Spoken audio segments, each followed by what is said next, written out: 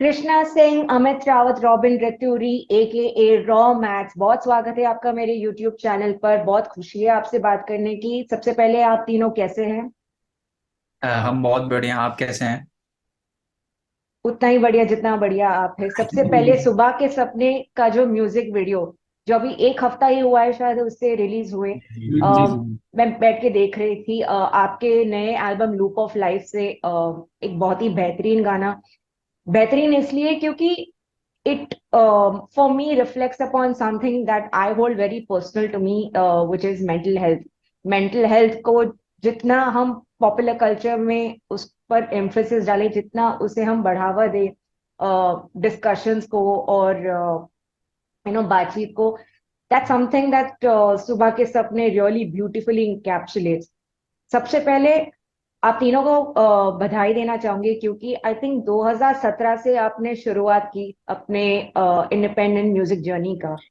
And जी। Today, आज आपके यूट्यूब सब्सक्रिप्शन देख रही थी, बस 1 मिलियन से बस थोड़ा सा दूर है आप, लेकिन इंशाल्लाह वो हो जाएगा बहुत जल्द।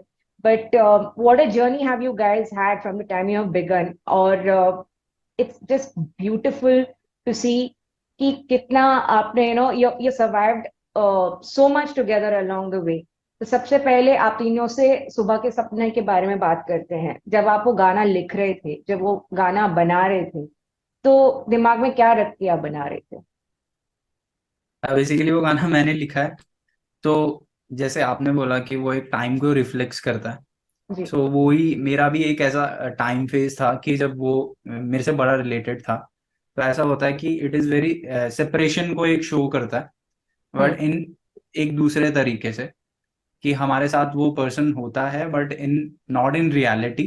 और हम्म। एक फ्रेज ऐड किया गया उसमें, जैसे कि सुबह के सपने। तो जी। दैट इज कैची, क्योंकि हम उस समय जब आदमी इस प्रॉब्लम में होता है तो वो अवॉइड करता है हेल्थ को। जैसे कि इसमें एक लाइन है, खुद गर्ज दिल ये मेरा तबीयत की सोचे कहाँ, मुश्किल से फिर आंखों ने ढूंढी है नींदे सुबह। तो हम रात की नींद को बड़ा अवॉइड कर देते हैं ना करेक्ट। चाहते हुए। इन सुबह के सपने ऐड करने का एक लिटरल मीनिंग ये भी था कि रात की नींद ना लेके सुबह की नींद लेता है आदमी। और उसका एक फ्रेज था कि सुबह के सपने सच होते हैं। ऐसा हमारा मिथ है सोसाइटी में। तो ये उस मिथ बस्टर को भी उजागर करना था कि तुम सुबह के सपनों में आती हो, ख्वाब को हकीकत जताती हो, क्यों तुम सच में हो आती नहीं। कहते हैं जो ख्वाब देखे सवेरा, हाँ वो ख्वाब होता है पूरा, फिर भी क्यों तुम सच में हो आती नहीं। कि मतलब जो मैं सपना देख रहा हूँ, but it is not like turning into a reality. तो वो एक मिथ बस्टर था इन सोसाइटी, जो हम एक मिथ है सुबह के सपने के बारे में। तो that was a lyrical part, जो बेसिक आइडिया था कौन को था। आप तीनों की शुरुआती सफर के बारे में बात करते हैं। आप तीनों उत्तराखंड से पले बड़े हैं, अब लुधियाना में रहते हैं। तो आप तीनों की मुलाकात कब और कैसे हुई? कब आपने एक साथ डिसाइड किया कि म्यूजिक ही हमारी पहचान है और हमें म्यूजिक ही करना है? और आप तीनों बेसिकली क्या पढ़े हैं स्कूल में? तो मैंने ग्रेजुएशन करी है फ्रॉम पंजाब यूनिवर्सिटी। अमित थोड़ा ज्यादा पढ़ा लिखा है, इसलिए वो थोड़ा हंस रहा है तो नहीं कुछ इसके एग्जाम्स की याद आ गई मेरे को। ठीक है। और मैं एक डिप्लोमा होल्डर हूँ जी। बेसिकली हॉस्पिटैलिटी का, वाह। 12th के बाद। एंड मैंने भी सिर्फ ग्रेजुएशन ही करी है, बीएससी करी है मैंने। एंड कुछ इसने डबल ग्रेजुएशन की है भी थोड़ा वो तो इन्होंने bachelor in arts, bachelor in science, तो ये दोनों करी हुई है इन्होंने degree. I don't know why इसकी जरूरत क्या। तो लोग नहीं बताते हैं। तो अगर मैं पूछूं, जब आप उत्तराखंड जैसे शहर से आते हैं और आप जब लुधियाना में आते हैं, मैं हम्म। मुंबई में रहती हूँ, और हमारे अगल बगल में भी ना अभी भी, लाइक हम बड़े शहरों में भी अभी भी कहीं ना कहीं music as a career option को लेके ना कहीं थोड़ी झिझक जरूर होती है, स्पेशली हमारे मम्मी पापा के साथ, या फिर हमारे आस पड़ोस, हमारे घर वालों और हमारे दोस्तों के बीच कंपटीशन इतनी होती है ना हमारे बीच में तभी। तो इन हम्म। सब में म्यूजिक को आप म्यूजिक को आप अपना करियर बनाए, उस डिसीजन पे आप तीनों कैसे पहुंचे? तो बेसिकली हम हमारे रूट्स उत्तराखंड से हैं। जी। लाइक हमारे मम्मी पापा बहुत पहले माइग्रेट हो चुके थे लुधियाना में। बट हमारे मतलब अभी भी कनेक्शन है हमारा वहां से, तो एक हम्म। जैसा फील होता है वो जुड़ा रहता है कि हम पहाड़ी हैं, पहाड़ से हैं। तो हमारे साथ अच्छी चीज ये है कि हम तीन लैंग्वेज को बहुत अच्छे से निभा पाते हैं, इन सॉन्ग्स भी और इन जनरल भी। दैट इज पंजाबी, क्योंकि पंजाब में हम पले बड़े। जी। जो उत्तराखंड में एक लैंग्वेज है दैट इज गढ़वाली। तो गढ़वाली। उस पे, और हिंदी तो ऑब्वियस है। तो इन तीनों लैंग्वेजेस में हमने काम भी किया हुआ है इन म्यूजिक, एंड बहुत सारे आर्टिस्ट के साथ कोलैबोरेशन भी करी है।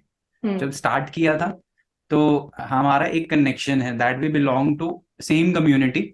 जैसे गढ़वाली कम्युनिटी, जैसे पारसी कम्युनिटी होती है, तो हमारी एक गढ़वाली कम्युनिटी है वहाँ पे। तो वहाँ पे सब मेंबर्स होते हैं, एंड हमारे फादर एक दूसरे को जानते थे, है जी। ना। जैसे इनके पापा और मेरे पापा दोस्त, एंड ये मेरे स्कूल में मेरे सीनियर थे। तो मुझे शौक था बहुत म्यूजिक का, सभी को शौक था, बट मैंने क्या किया, +2 के बाद मेरा हो गया था क्लियर कि मुझे म्यूजिक करना है। तो मेरे घर पे चले ऑडिशंस कि चलो तुम्हें म्यूजिक करना है तो गा के सुनाओ। तो मैंने वहां पे गाना सुनाया उन्हें। तो क्या हुआ कि उन्होंने बोला कि नहीं, तुम नहीं बन सकते सिंगर, आप मुंबई नहीं आ सकते हो। तो मैंने बोला ठीक है, मुझे सीखना है, मैं सीखूंगा, पर मैं करूंगा यही। तो उन्होंने बोला कि ठीक है, जब तक तेरी ग्रेजुएशन हो रही है तब तक हम तुम्हें टाइम देंगे, तब तक जो होता है अगर इससे तुम इनकम जनरेट कर लेते हो तो हम्म। करो, वरना फिर तुम्हें वो करना पड़ेगा। जैसे मेरी फैमिली डिफेंस में है, तो मुझे भर्ती देनी पड़ेगी एंड मेरे को आर्मी में जाना पड़ेगा। तो मैंने सोचा कि इन 3 सालों में ही क्यों ना इतना प्रिपेयर हो लिया जाए कि 3 साल बाद मुझे किसी और जॉब करने की जरूरत ना पड़े। तब मुझे, मैं सीरियस था काफी, तो ये मेरे साथ कनेक्टेड थे। तो इनकी कहानी मैं चाहूंगा यही बताएं, क्योंकि इनका परसेप्शन अलग हो सकता है उस बारे में। हाँ हाँ तो हाँ जी, सुनाइए ना। मैं देख रही हूँ काफी देर से, वही वही चुपचाप बैठे हैं एक साइड में। बताइए। इंटरव्यू के बाद मुझे बोलेगा कि तू मुझे बोलने नहीं देता। हाँ, तो उसके बाद जब ये मेरा जूनियर था स्कूल हाँ। में, तो मतलब गाता वाता था। अब पता नहीं था कि ये गाता है या इसको सिंगर बनना है। ऐसा म्यूजिक के लिए कभी सीरियस दिखाई नहीं दिया, क्योंकि ये बहुत इंट्रोवर्ट जैसा था, बोलता नहीं था किसी से ज्यादा, बहुत भोंचू टाइप का। तो वो ऐसा था। तो उसके बाद जब हम 12th में गए थे, 12th में स्कूल में, फिर इसने मतलब वहां पे गाना गाया, तो उस टाइम सुनने में आया कि सीरियस है और किसी मूवी के लिए गाना कर रहे हैं एक फ्रेंड के साथ में। हम्म। तो उसके बाद मेरे को भी लगा कि हाँ यार, ये सीरियस हैं शायद। तो मूवी उसके देखकर। उसके बाद क्या हुआ कि 12th हुई, 12th के बाद जस्ट बाद मतलब अभी रिजल्ट भी नहीं आए थे, तो इसका तो पक्का था इसने म्यूजिक करना है। तो उसके बाद हम मिले, फिर हमने बातचीत करी कि म्यूजिक करना है। फिर ठीक है, मैंने कहा मेरा शुरू से ही ड्रम्स वगैरह में शौक था, क्योंकि मेरी बीट सेंस मेरे को लगता है शुरू से ही बहुत अच्छी थी। ये अपनी तारीफ निकल जाती कभी कभी। तो उसके हो बाद जाता है, कभी घमंड नहीं किया। कभी घमंड नहीं किया। पर ठीक है, उसके बाद फिर हमें अमित मिला। अमित को मैं बहुत पहले से जानता था, क्योंकि हम्म। पहले हम शुरू में एक स्कूल में थे, बहुत हम्म। छोटी, फर्स्ट सेकंड की बात है। तो उस वहां से मैं अमित को जानता था। हम एक वेडिंग पे मिले, वहां से अमित ने मतलब मेरे से ये बोला कि तुम्हारा बैंड वगैरह है, तुम स्टार्ट कर रहे हो, क्या सीन है। तो फिर हमें पता था कि ये गिटार बजाते हैं, तो हमने बोला कि हमें भी गिटारिस्ट की जरूरत है। तो उसके बाद अमित आपको कंटिन्यू करेंगे आगे क्या हुआ। हाँ एक्चुअली मुझे भी मैं जॉब करता था एंड मैंने जॉब छोड़ रखी थी म्यूजिक के लिए ही कि मैं कंटिन्यू करूंगा गिटार। देन किसी रिलेटिव्स के, पंकज की फैमिली के थ्रू मुझे पता लगा। उन्होंने मुझे ऐसे ही बोला एक दिन कि मतलब कि तू गिटार कर रहा है। मैंने कहा हाँ मैं सीखता हूँ। कि तो उन्होंने बताया, कहता रॉबिन नहीं है वो भी, उनका भी बैंड है करके, उनका चैनल है। मैंने कहा अच्छा। तो काफी दिन से था कि मैं रॉबिन से मिलूं हम्म। एंड मैं गया इसके घर, ये मुझे मिला नहीं। पर फिर उस वक्त ना एक शादी हुई, तो जैसे कि बताया कृष्णा ने कि हमारी कम्युनिटी गढ़वाली, तो जी। सबके घर में कार्ड आ जाता है। वहाँ सब उत्तराखंड वाले हैं, पूरी कॉलोनी तो आ जाता है। तो एक शादी में मिले, देन मुझे रॉबिन मिला। मैंने रॉबिन को पूछा कि यार तुम्हारा बैंड है, मैंने सुना। कहता कि हाँ। मैंने कहा मैं भी गिटार करता हूँ। तो कहते कहते कि ठीक है, हमें जरूरत है। कहता है मीट करते हैं एंड आगे प्लान करते हैं, ठीक है। मैं 2-3 बार इसके घर गया, ये मिले ही नहीं मुझे। देन फिर एक दिन ये और कृष्णा आए मेरे घर पे। देन इन्होंने बताया कि हम ऐसा, हमारा ये बैंड है और ऐसे ऐसे हमने सोचा है। देन मैंने कहा मुझे इतना गिटार नहीं आता, अभी स्टार्टिंग की है एंड ऐसे। तो इन्होंने कहा कि ठीक है, हम लोग भी अभी सीख रहे हैं, तो हम साथ में करते हैं। तो 2017 फेब में आई थिंक 7-8 मुझे याद है, हाँ, 8 फेब के 2017 को हम मिले। तो वहां से बैंड फॉर्मेशन जो बिल्ड हुआ, तो वहां से और हम मिले। आप सब तभी कॉलेज में थे कि ग्रेजुएशन हो चुका था तब तक? I was in college okay. जब ये सब शुरू हुआ। हाँ। तो मेरी ग्रेजुएशन हो चुकी थी। चैनल हमने बहुत पहले बना लिया था 2015 में, बट जब हाँ। तक अमित नहीं था तो हम करते थे कि म्यूजिक पे ऐसा ओरिजिनल ही बना के बने बनाए म्यूजिक पे और ऐसे डाल देना फोन से वीडियो बना के। तो जब हमारे 2017 में अमित मिला हमें, तो एक रियल म्यूजिक क्या होता है, कि जो बेसिक्स होते हैं म्यूजिक के, थियोरेटिकल हम कैसे चलते हैं। तो इन्हें गिटार आता था तो वो हमने भी सीखी इनसे। फिर वो एक्चुअल में बैंड जैसे बना जाता है, वैसा एक बैंड बना जिसे बोल सकते हैं कि बैंड है। पहले इट वाज अ ग्रुप, कि 2015 में ग्रुप एक वीडियो डाल रहा इनिशियली कर रहे थे ये, था। कह हाँ। लो, उससे पहले। तो ये नाम आपका बड़ा इंटरेस्टिंग है। तो रॉ मैट्स रखना चाहिए बैंड का नाम। भले ही इसकी डेफिनेशन मैंने पढ़ी है ऑनलाइन, लेकिन रॉ मैट्स क्यों? मतलब ये आइडिया कहाँ से आ गया कि अपने बैंड का नाम हम रॉ मैट्स रखेंगे? थोड़ा कैची बनाना था नाम। थोड़ा ऐसा होता है, हम ज्यादा वेस्टर्न म्यूजिक सुनते थे, तो I was a big fan of Justin Bieber and Beatles वगैरह, ये सब मेरे को सुनना पसंद था। तो जैसा होता है ना, टीनेजर में हम थोड़ा इंग्लिश म्यूजिक की तरफ एक ज्यादा ही झुकाव हो जाता हाँ। है, बी कूल। तो मेरा मेरा भी वो था। तो मैंने पहले बहुत नाम रखे, मैंने ब्लीड ब्लू रखा। हम्म। फिर देखा कि वो तो इंडियन क्रिकेट टीम को बोलते हैं, फिर हमें लोग हेटरेट देने लग जाएंगे तो कि आप चोरी कर रहे हो नाम। तो फिर मैंने सोचा कि एक कैची नाम रखते हैं। तो एक मैं उस समय एनीमे देखता था, तो उसमें था एक कमेंट आता है, जैसे मीटियोर को कमेंट भी बोलते हैं ना। जी। तो बड़ा ऐसा मेरे को क्रेजी सा लगा उसका आर्ट पीस। तो वहीं से मेरे को था कि हम जो एक्चुअल में एग्जिस्ट हैं, कि we are not ready to do something in music, हमको कुछ आता जाता नहीं है, कुछ तैयार नहीं है, प्रिपेयर नहीं है, वी आर टोटली रॉ। तो किसी भी फिनिश प्रोडक्ट को प्रोड्यूस होने में सबसे पहले स्टेज होती है रॉ मटेरियल की। तो मैंने वो कॉमेट वाला और वो रॉ मटेरियल का मिला के फिर वो क्या करा कि एक रॉमेट्स बनाया, रॉमेट अच्छा, शॉर्ट फॉर्म। मटेरियल का मैट्स बनाया। मैं वही सोच रही हूँ, हाँ। ये चटाई की कहाँ से रेफरेंस आ गई रॉ मैट्स में? मतलब बेसिकली हाँ। Raw mats is short form of raw material. हाँ, वो एक अलग डेफिनेशन होगी कि रॉ आ- मटेरियल का एक रॉ शॉर्ट फॉर्म। चटाइयाँ उस टाइम वही आप सोचा सबने कि हाँ, ऐसा कुछ। आपने सोची कच्ची कालीन, ये कच्ची काली। मैट्स, मैट्स का मतलब वही वही चटाई हुई। एक और पर्सन थे जिन्होंने हाँ। ऐसा अजम्पशन लगाया कि एक बार मैं रो रहा था, फिर रॉबिन आया मेरे पास और उन्होंने बोला भाई रो मत, तो उसका नाम रॉबिन पड़ गया। रॉ मैट इसलिए हमें बोला था, कहते इसलिए रखा था। इवन कि काफी लोगों ने ये सोचा, अच्छा एक दिन किसी ने पूछा, हम सब बैठे हाँ। थे, हाँ। कहते रोमेट्स क्यों?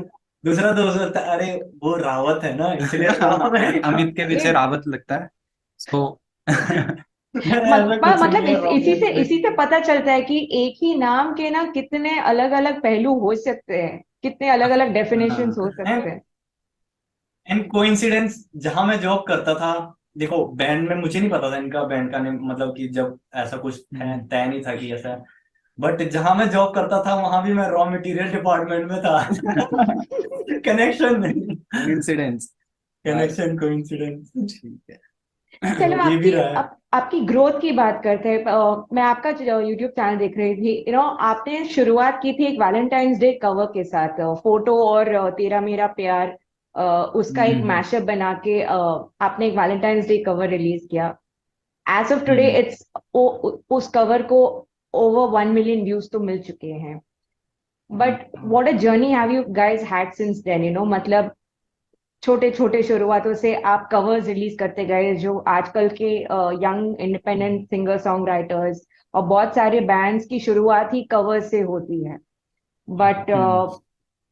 आप कैसे देखते हो अपने जर्नी को? क्योंकि ज्यादातर आपकी जितनी भी ग्रोथ हो चुकी है इन द लास्ट 3 इयर्स, मुझे लगता है 2019 में आपने वो कवर रिलीज किया था यूट्यूब हम्म। पर। और जी अब जी। जैसे मैंने पहले बताया, आप ऑलमोस्ट 1 मिलियन सब्सक्राइबर्स पार करने वाले हो थोड़ी देर में। बस। और अब अबाउट 9.2 lakhs के आसपास हो आप शायद। अ, जी। आप कैसे देखते हो आपके जर्नी को? और कितना आजकल कवर्स बहुत गाते हैं लोग, तो हम्म कवर्स एक तरफ, उसके ऊपर आपने आपके सोशल मीडिया पर भी आप जहां तक मैं देख सकती हूँ आपने काफी एंगेज करके रखा है अपने ऑडियंस को। तो आप कैसे आपके प्रोसेस को डायसेक्ट करेंगे कि कितना एफर्ट्स आपने डाला है अपने ऑडियंस को बिल्ड करने में over the last 3 years alone? पहले हमारा काम करने का प्रोसेस थोड़ा अलग था। हाँ। 3 फेज मैं मानता हूँ हमारे काम करने के। दैट इज कि जब हम पॉपुलर नहीं थे तो हम हम्म। क्या कर रहे थे, जब जी। हम पॉपुलर हुए किस वजह से हुए, एंड राइट नाउ अभी हमने डायरेक्शन पूरा ओरिजिनल की तरफ शिफ्ट कर दिया। So correct. There are 3 phases. तो पहले जो था हमारा जो था कंसिस्टेंट नहीं थे हम। नहीं तो ऐसा हो सकता है शायद ये पहले ही हो जाता। जब दूसरा फेज था जिसमें हमने कवर्स तो किए, पहले भी हम कवर ही कर रहे थे, बट क्या था हमारे बहुत लगभग 2 या 3 हजार सब्सक्राइबर्स थे उस समय। हम्म। बट हमको एक की मंत्रा पता था। हमने सारा मतलब दाव खेल दिया था कि जो लगाना है लगा दिया। Like we can not go back. और हम्म। घर जाएंगे तो बहुत बेइज्जती होगी, क्योंकि मेरे घर वाले पर्सनली बहुत बेइज्जती करते थे मेरी। मैं अरे। ऑडिशन जाता था फिर रिजेक्ट होके आ जाता था, फिर मुझे चिढ़ाया जाता था भाई बहनों के साथ। तो ये मैं अभी सोचता था कि ये अब ये अभी आप ना छोड़ना हंसी मजाक में वो बात कह रहे हैं कि बहुत मुश्किल था, मतलब आप रिजेक्ट हुए, है।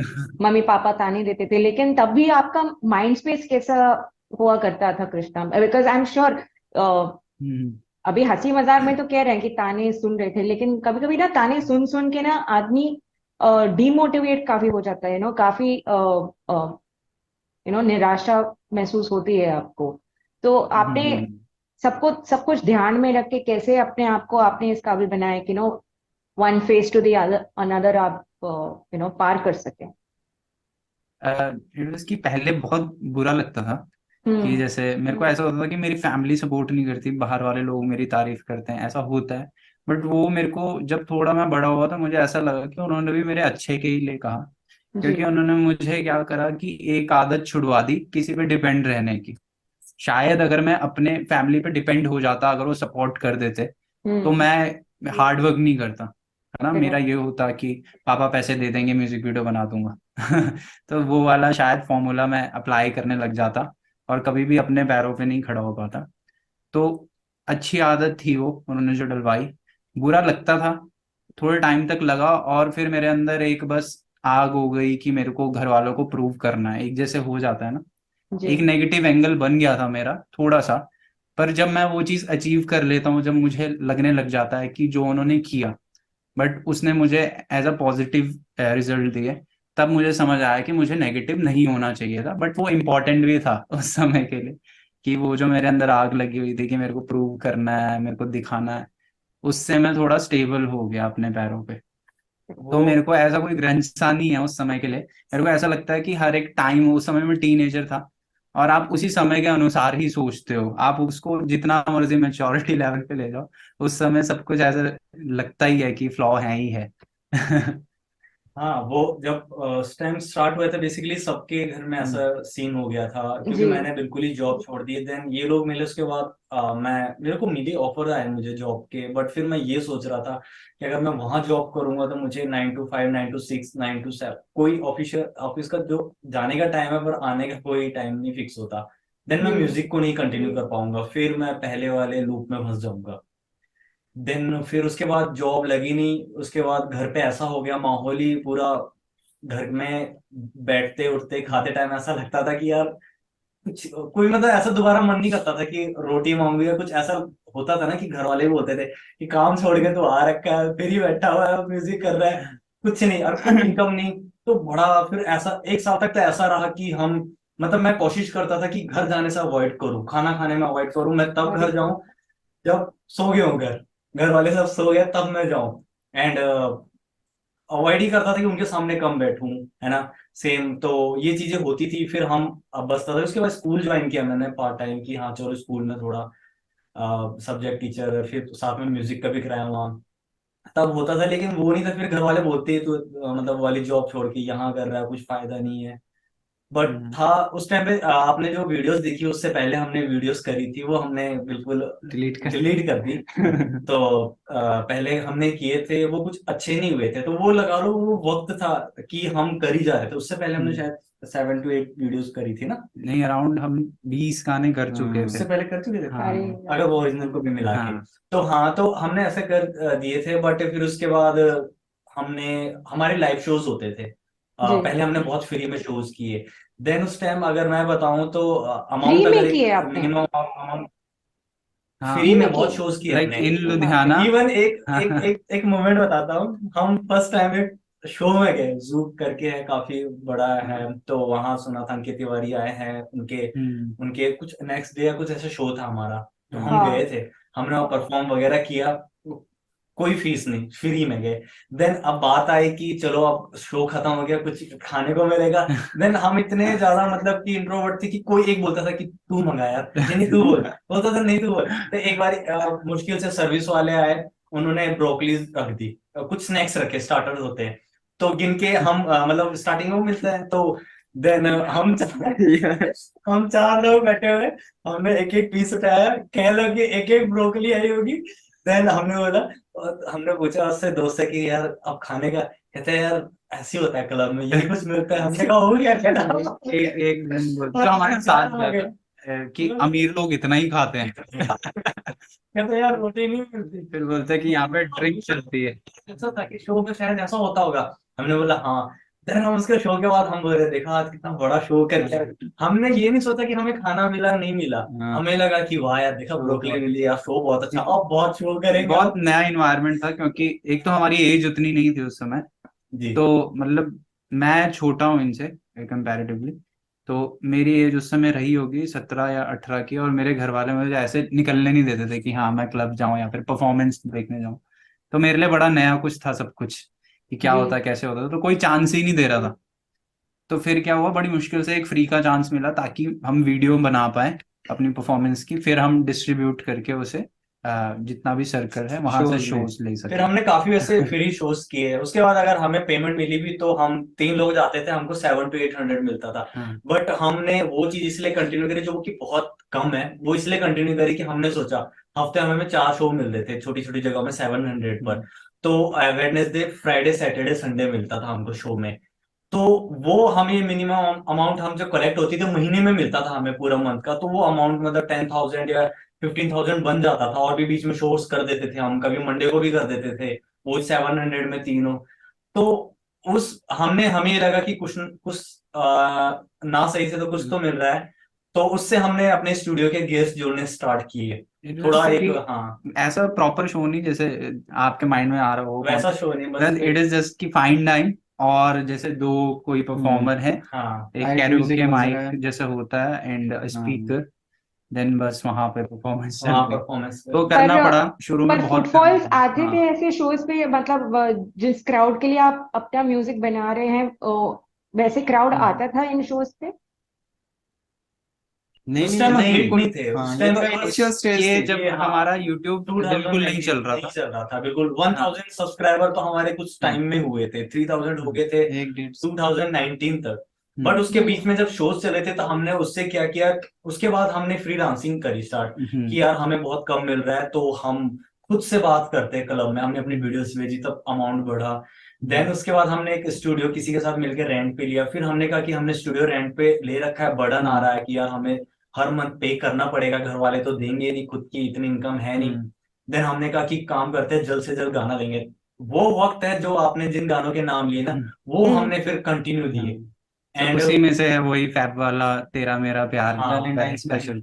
देन उस टाइम पे ऐसा था कि ये शूट, जब इनका शूट आता था, हम कभी देखे एक फ्रेम में नहीं होंगे उस टाइम पे, क्योंकि हमारे साथ कोई था नहीं। खुद ही एडिटिंग, खुद ही म्यूजिक बनाते थे। कैमरा हमने हम्म रेंट पे ले लिया था, हमने एक कमेटी से पैसे लिए थे।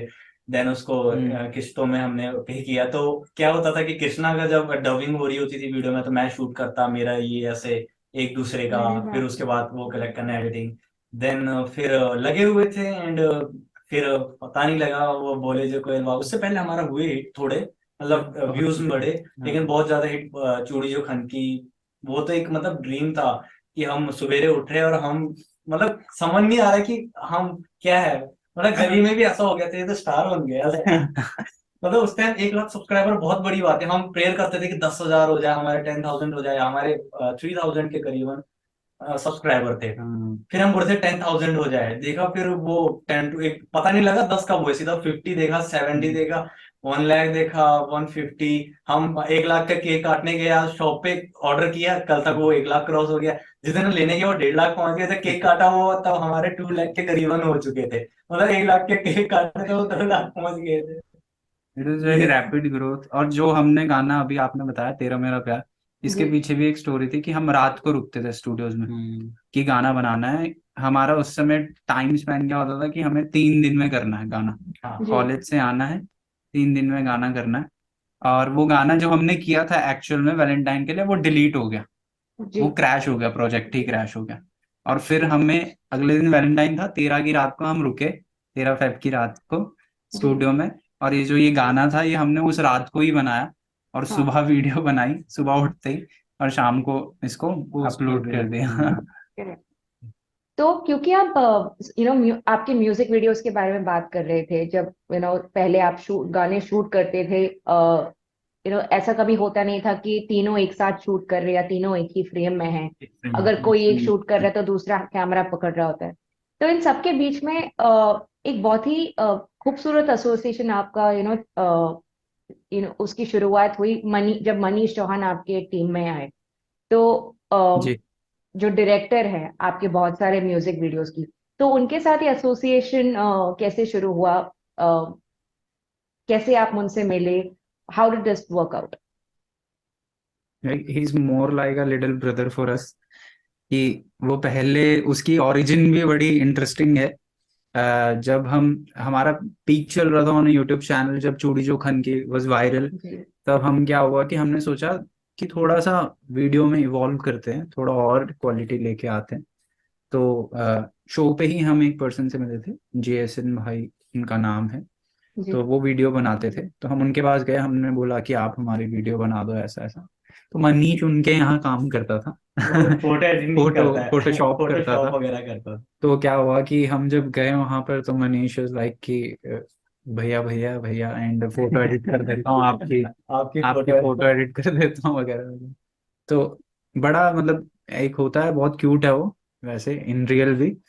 तो वो फोटो एडिट करता था शुरू शुरू में, जैसे कि मनीष है ऐसा कि वो शुरू शुरू में बहुत ऐसे करता है, काम करता है आपका। मस्का लगाना जिसको कहते तो उसने हैं, बड़ा मस्का मस्का लगाया। पर लड़का अच्छा है। फिर उसके बाद क्या हुआ कि धीरे धीरे वो हमारा शूट्स पे आने लगा। फिर वो बोलता कि मुझे वीडियो का शौक है बट मैं ग्रो नहीं कर पा रहा हूँ। तो हमारे पास ऐसा था कि उस समय लॉकडाउन आ गया था and we shifted to Chandigarh. जी तो हमारी एल्बम हमें करनी थी। तो हमारा बड़ा ऐसा कनेक्शन सा होना चाहिए किसी वीडियो डायरेक्टर के साथ, क्योंकि वही हमको चीज शोकेस करनी है इन वीडियो जो हम ऑडियो में दिखा रहे हैं। तो जी वो बड़ा जजमेंट करना बहुत आसान होना चाहिए, सीमलेस एक काम होना चाहिए। तो इसी वजह से हमको था कि कोई ऐसा पर्सन जो हमें समझता हो, ठीक है। तो इसी वजह से मनीष को हम लेकर आए। तो मनीष ने, उसका पहला प्रोजेक्ट था ये, मतलब पहला जैसे सीरियस प्रोजेक्ट बस सिंस 2017, और पहला ही वीडियो था उसका अखियां, किया। जी जो हमारा पहला म्यूजिक वीडियो इन ओरिजिनल था सिंस 2017 का। एल्बम। यस। तो वो वन थोड़ा ऑफ माय फेवरेट कोऑर्डिनेशन से सॉन्ग्स काम बाय द करता है। वे फ्रॉम द एल्बम, एक आंसू बन के भी है और एक हामी तेरी। आई थिंक उन्हीं तीनों गानों के साथ आपने अपनी एल्बम की शुरुआत की, और पिछले साल ही आपने पूरा एल्बम रिलीज किया। Am I correct? जी जी हाँ जी जी। हाँ हाँ। सो यहाँ पे वीडियो में यही था कि जो हमें आता था वो हमने जी मनीष को सिखाया, जो मनीष को आता था वो उसने हमें सिखाया। तो पोस्ट प्रोडक्शन हम ही संभालते हैं। तो उसमें एडिटिंग का काम होता है, वो भी हमारे पास ही रहता है। तो मनीष काइंड ऑफ शूट करना और क्या डायरेक्शन होनी चाहिए, जो हमारा आइडिया अप्रोच हम दे रहे हैं वो मैच कर रहा है या नहीं, उस पर ज्यादा ध्यान देता है। एंड काफी हम लोगों ने साथ मिलके सीखा। एंड अब तो काफी ज्यादा हम आउटर प्रोजेक्ट्स पे भी मनीष जाता है। एंड बस वो ही चलता आ रहा है। अभी मनीष का भी ग्रोथ हुआ, हमारा भी साथ साथ में हुआ। क्वालिटी आई, हम तीनों फ्रेम में आए एक साथ। आपके गानों के इन्फ्लुएंसेस की बात करते हैं, जब आप पहले म्यूजिक सुनना, आप पहले म्यूजिक जब सुनते थे तो आपकी काफी इन्फ्लुएंसेस में मोहित चौहान, यूफोरिया, लकी अली, फाल्गुनी पाठक, इन्हीं के गानों को आप सुन के आप बड़े हुए और हम्म फिर आप में वो एस्पिरेशन आया कि हमें भी म्यूजिक करना है। तो आप as hmm listeners, as an initial audience, जब आप आजकल के गानों को रिक्रिएट होता हुआ सुनते हैं, अनफॉर्चुनेटली अब कहीं ना कहीं ट्रेंड वही है, बट जब आप हम्म रिक्रिएशन सुनते हो या फिर कहीं ना कहीं जब आप देखते हो कि क्या ट्रेंड हो रहा है या क्या नहीं ट्रेंड हो रहा है, तो फिर आपका अप्रोच कैसे बेस्ड होता है इन चीजों पे? क्या आप ट्रेंड्स के हिसाब से आप म्यूजिक बनाते हैं, या आप वही बनाएंगे जो आपको सही लगता है? आपकी थॉट प्रोसेस क्या है इसके ऊपर? लाइक अभी मुझे ऐसा लगता है कि मेरा पर्सपेक्टिव ये है, आई डोंट नो, सबका अलग अलग सब्जेक्टिव टॉपिक है, एक तो म्यूजिक बहुत, तो मेरे को ऐसा लगता है कि अभी करना पड़ रहा है लोगों को काम, ठीक है, कि वो हम्म। कैची हुक्स बनाने पड़ रहे हैं, वो ट्रेंड के लिए हम्म। बनाना पड़ रहा है, इन मजबूरी है काइंड ऑफ, क्योंकि पूरा जो एल्गोरिदम है वो उसी हिसाब से डेवलप हो रखा है कि हम्म। आपको ये ऐसी चीज करनी ही पड़ेगी।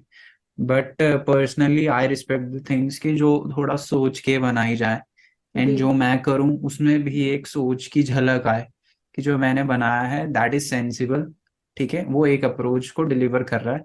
एंड आई ट्राई कि जो चीज मैं लिखूं या फिर जो चीज बनाऊं वो रियल लाइफ इंसिडेंट या फिर एक्चुअली में एग्जिस्ट करती हो, ना कि ज्यादा ही इमेजिनरी हो, है ना। तो वो मेरा अप्रोच रहता है म्यूजिक सुनने का। आजकल जो रिक्रिएशन है, कुछ मुझे पसंद आते हैं, कुछ नहीं आते हैं, ठीक है, और मेरे को लगता है कि वो रिक्रिएशन नाम सुन के ही लोग ज्यादा ही, ऐसा होता है कि जैसे हो जाता है ना कि बॉयकॉट ही करना है। बट कुछ रिक्रिएशन अच्छे भी लगते हैं, कुछ रिक्रिएशन सच में वो डिजर्व करते हैं जो लोग कहते हैं। जी। तो एक बैलेंस है, और रिक्रिएशन बहुत टाइम से चलता आ रहा है, बट उसे अच्छे से अगर निभाया जाए, जैसे कि सनम बैंड है, तो वो रिक्रिएट ही करते हैं ज्यादातर, तो उनका जी। बहुत अच्छा रिक्रिएशन होता है। तो वो देखा जाता है कि जो इमोशन से ज्यादा छेड़े ना रियल गाने के, बस उसे एक मॉडर्न साउंड मॉडर्न अप्रोच के साथ निभाया जाए तो ज्यादा बेटर होता है। तो अगर मैं अब आप इन लोगों से पूछूं, जब आप म्यूजिक नहीं बना रहे होते, जब आप अपने ही एकांत में बैठ के आप और इंडिपेंडेंट आर्टिस्ट को सुनते हैं, मैं बड़ा मानती हूँ कि जितना इंडिपेंडेंट कम्युनिटी में लोग एक दूसरे को सराहें, एक दूसरे की काम को वो अप्रिशिएट करें, वही इम्पोर्टेंट है कि सीन उसी से प्रोग्रेस हो। तो जब आप अकेले में बैठ के किसी आर्टिस्ट को सुन रहे हैं, इंडिपेंडेंट इंडियन आर्टिस्ट को सुन रहे हो, तो रोमांस के फेवरेट्स कौन होंगे फिर? वैसे तो बहुत है। कॉमेडियन के अभी हम तो एक काम जैसे करते हैं, कि क्योंकि अब रॉबिन काफी देर से कुछ बोल नहीं रहे हैं, तो रॉबिन से ही शुरुआत करते हैं कि रॉबिन, आप बताओ आप किनको सुनना पसंद करते हैं? मैं एक्चुअली मैं 90s जो बॉलीवुड 90s है उसका बहुत बड़ा फैन हूँ। जी। तो शायद ही कोई ऐसा गाना होगा कि जो मैंने नहीं सुना होगा। तो मैं कुमार सानू जी हो गए या उदित नारायण हो गए, अलका याग्निक, इनको मैंने बहुत सुना है। और कहीं ना कहीं वो जब मैं कुछ कंपोज करता हूँ या कुछ लिखता हूँ तो वो चीज़ मेरे गानों में भी आ जाती है। आप जी। अगर सुने होगे आपने तो आपको पता लगा होगा कि थोड़ा सा 90s का टेस्ट उसमें आ जाता है। जी। बैंड्स की जब बात आती है तो जब सबसे पहले मैंने जो बैंड के बारे में जाना था तो वो था सनम बैंड, हम्म। क्योंकि उस टाइम पता नहीं था कि इसी ने बताया था।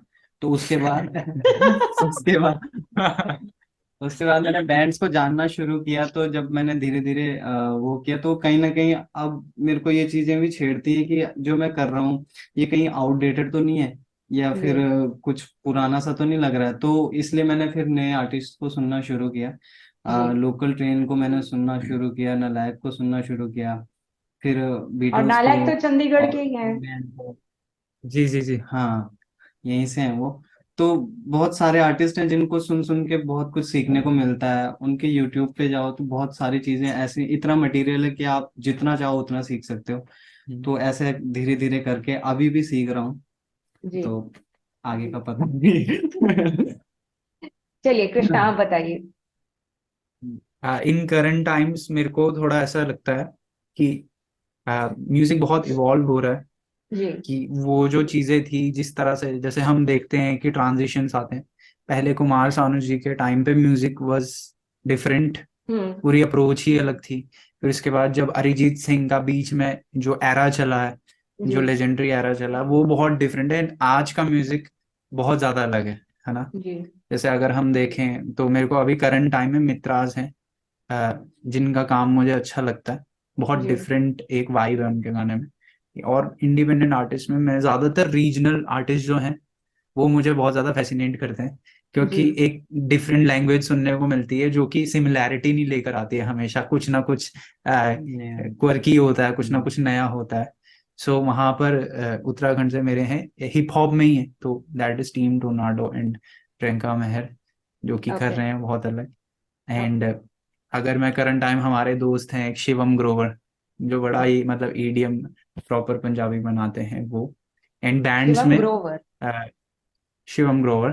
ओके। एंड बैंड में ये मैं ऐसे ही बता रहा हूँ कि जो करंट टाइम में हम जिनका काम हाँ हाँ। देखते रहते हैं। जी। एंड बैंड्स में दैट इज नालायक, one of my favourite, the local train.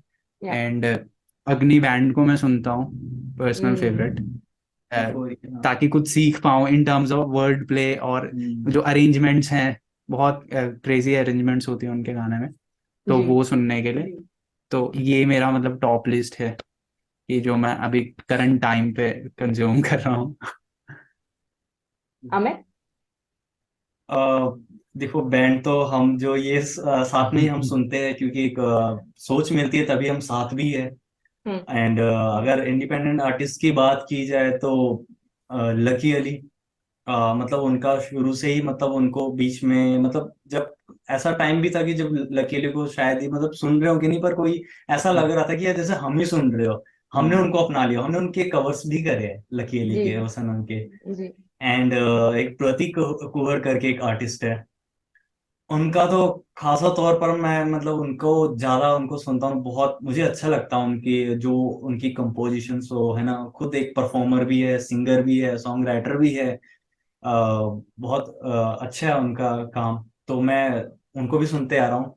And lucky Ali. And bands में तो बिल्कुल हमारे इंडिया में जो है, इंडियन ओसिन हो गया, चाहे वो यूफोरिया हो गए, चाहे लोकल ट्रेन हो गए। हम बैंड्स जितने ज्यादा हो सके बैंड्स को तो हम फॉलो करते हैं कि हाँ कि बैंड क्या काम कर रहा है, कौन से नए। एक वेन चाय में टोस्ट है, एक बैंड हाँ। वेन चाय में टोस्ट करके है, उनका भी काम बहुत अच्छा लगता है, तो हम उनको भी सुनते हैं। एंड जी ये चीज तो सबसे कुछ ना कुछ सीखने को मिलता है, सबका अलग जॉनरा, अलग फील। एंड होता है ऐसा है कि जब हम जिस जॉनरे को सुन रहे होते, फील कर रहे होते, ऐसा लगता है यार हमें ऐसे ही म्यूजिक बनाना चाहिए, उनका सुनते हमें ऐसे ही बनाना चाहिए। लेकिन जब थोड़ा बाहर आते तो फिर लगता है कि हाँ यार, हमें जो आता है, जो हमारा है, हमें वही काम करना बेसिकली चाहिए। जब किसी का भी कोई नया काम आता है तो वो दिख जाता है यूट्यूब इंस्पायर पे, तो कर बस देता है, हाँ। उसको हम क्लिक कर लेते हैं, देख लेते हैं किया क्या है, क्योंकि सीखने को मिलता है, फीडबैक भी देते हैं कि यार ये अच्छा नहीं था। तो वो जरूरी है और वो अच्छी चीज भी है। क्योंकि आपने शुरुआत में कहा कि एज अ बैंड आप हिंदी, पंजाबी और गढ़वाली तीनों लैंग्वेजेस में आप परफॉर्म करते हैं। आप ही के एल्बम के बाद एक बहुत ही प्यारा गाना आया था गढ़वाली में, जो आपने पिछले साल निकाली थी, नारे छोरा। उसको मैं जब सुन रही थी जी। ना, तो एक पता नहीं, कहीं ना कहीं मुझे लगा कि एकदम जुगनू जैसा ही एक वाइब है, एक फील है उसका। पर जब आप ये गाना बना रहे थे, वाज इट लाइक कि चलो घर को याद करके कुछ बनाते हैं, घर की याद में कुछ बनाते हैं, या हमारे रूट्स को याद करते हुए कुछ बनाए?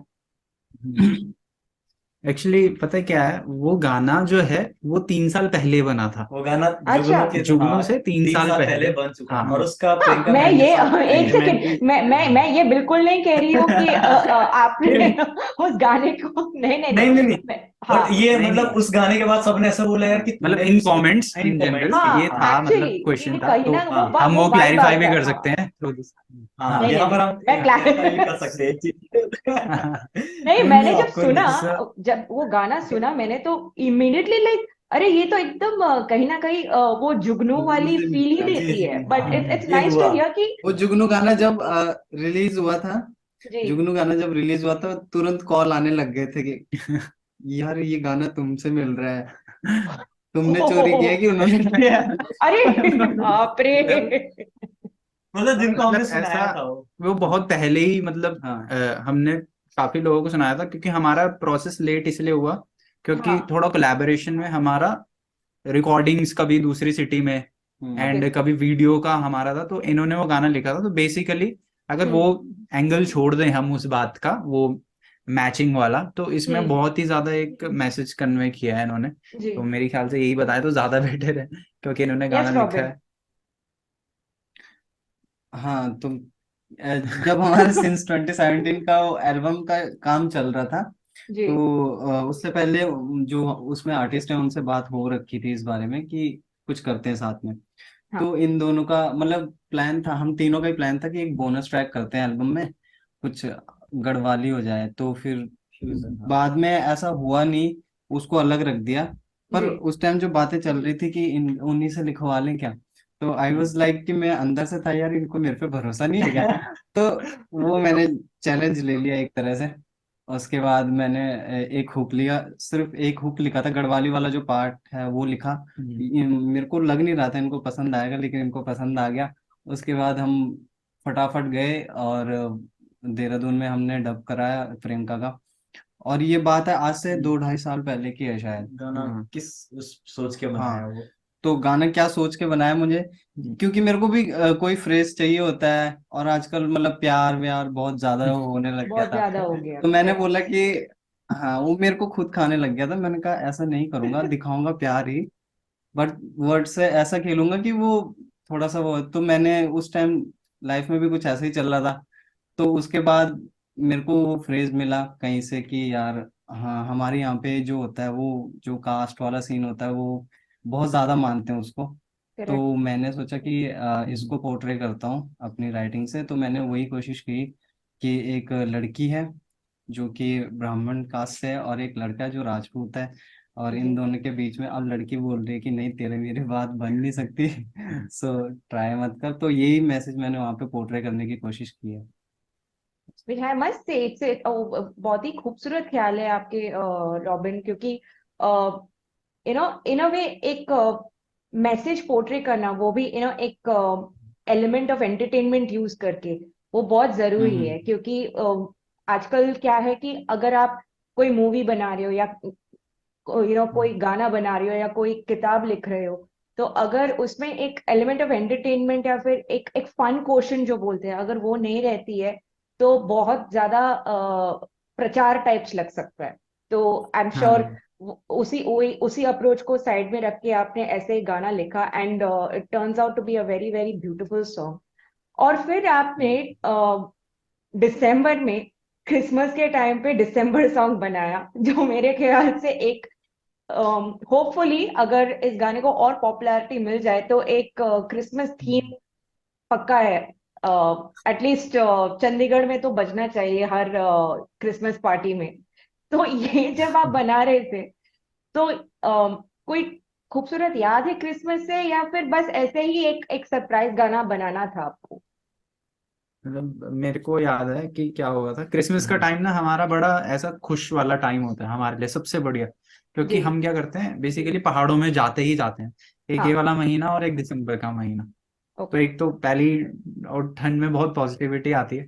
तो हम क्या कर रहे थे एक बार, हमको एक प्रॉब्लम है हमारी कि जैसे ही गाना रिलीज होता है तो हम क्या करते हैं, अगला अगला अगला गाना क्या करेंगे, तो वो टेंशन लेने लग जाते हैं। तो क्या हाँ हो गया, उस समय एल्बम खत्म हो गई, जो ट्रैक बोनस में था वो खत्म हो गया। देन बच गया ये वाला दिसंबर वाला प्लान, और उस समय चल करेक्ट रही थी दिमाग में एल्बम। पर हम्म एल्बम इनिशिएट करने के लिए भी पहले देखना पड़ना था कि 60 गाने थे हमारे पास, 60 में से शॉर्ट लिस्ट करने थे। तो जी वो इतनी जल्दी नहीं होने वाला था, तो हमने बोला कि बीच में एक देना पड़ेगा गाना। तो मैंने बोला कि जैसे मैंने बताया कि मैं जस्टिन बीबर का बड़ा फैन था, अभी भी हूँ। तो उन्होंने मतलब दो गाने किए, एक फाला लला, एंड उनकी क्रिसमस पे पूरी एल्बम आई थी ना, मिसलटो। जी मिसल, हाँ। तो मैंने सोचा उस वाइब को कैरी करते हैं, क्योंकि वो एक तो कनेक्टेड भी रहती है, जो बीट्स रहती है वो हमने स्कूल में सुनी रहती हैं क्रिसमस वाली, वही मार्च बीट्स होती हैं। तो मेरे को लगा इस पे कुछ करना चाहिए, बट एलिमेंट क्या लूँ, वही एक फ्रेज क्या लूँ, आइडिया क्या लूँ। तो वही उस समय मैं सिंगल था ही, तो मुझे लगा कि शायद जो अगला वाला साल है इसमें क्या बनता है देखते हैं। तो मैंने सोचा कि जो बहुत सारे लोगों का रहता है, मतलब एक मेजोरिटी ऑफ कनेक्शन डेवलप हो जाएगा इससे।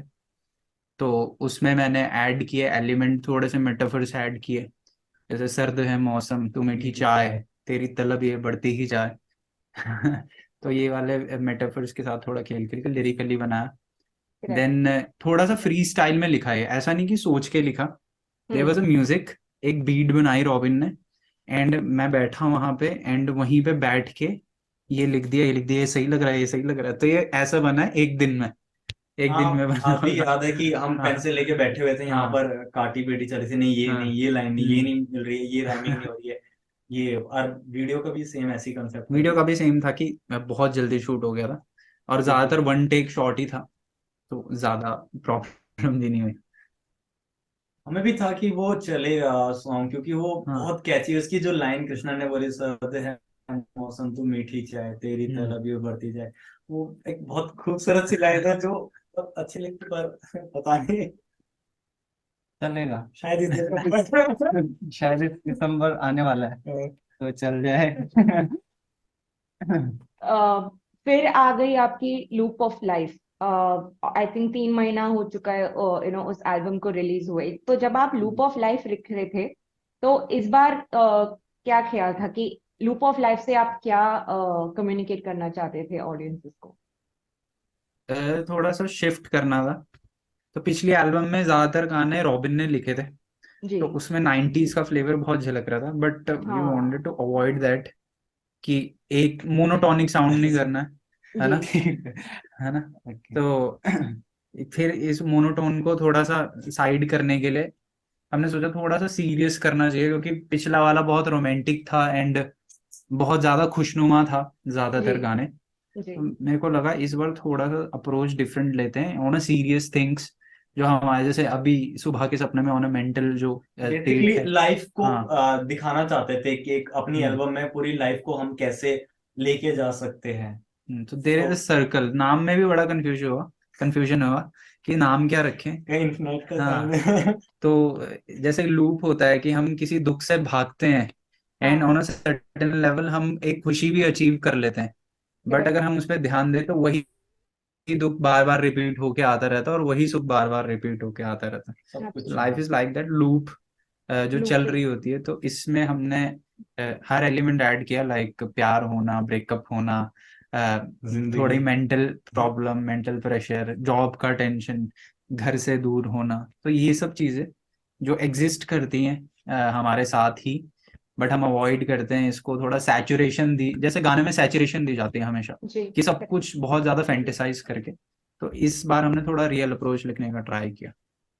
तो बस यही डिफरेंस था, ज्यादा डिफरेंस आई डोंट नो कि बनाया नहीं। हमने तो ये सोच के बनाया। पर मैं इतना ही कहूंगी कि आपकी जो एक इन्फेक्शियस एनर्जी है और आपकी एक इनसेंस है, आपके आर्ट की तरफ, कि क्या कैसे कहूँ उसे, कहीं ना कहीं एक क्यूरियोसिटी है। आप ये नहीं है कि चलो बना लिया, हम अभी कुछ अच्छा चल रहा है हमारा, हम बैठ जाए इस पे। आप जहां तक मैं देख सकती हूँ, आपकी अप्रोच ही ऐसी है कि आपको और बेहतर बनना है, और अच्छे गाने आपको बनाने हैं और रिलीज करने हैं। तो you have my best wishes. Thank you so much आज मुझसे बात करने के लिए। और उम्मीद है थैंक अगर यू। कभी रोमैक्स को मुंबई आना हुआ तो जरूर आपकी शो देखना चाहूंगी। जरूर जरूर जरूर। जरूर, हम भी उसी दिन का इंतजार कर रहे हैं। आई होप कि जल्दी आएंगे हम। थैंक यू सो मच हमें थैंक बुलाने यू। के लिए, बहुत ही अच्छा लगा अरे आपके साथ। मेरी मेरी खुश नसीबी है। थैंक यू सो मच मुझसे बात करने के लिए।